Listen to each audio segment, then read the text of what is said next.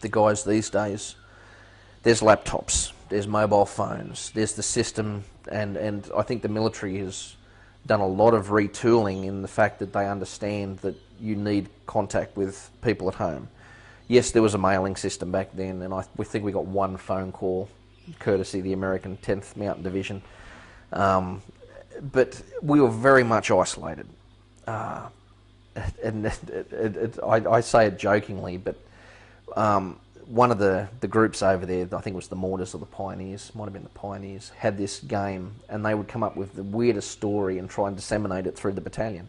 And we're out in the middle of nowhere, and the trucks pass, and you stop and you have a chat to the guys. What's the road like? What's going on up ahead?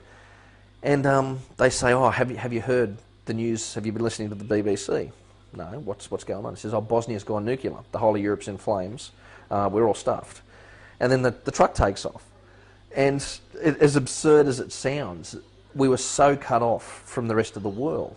When something like that happened, we were so desperate for information. Really? Oh no, my God! What are we going to do? Are they going to send us home, or are we going to are we going to be flown up to Europe to deal with all that or whatever?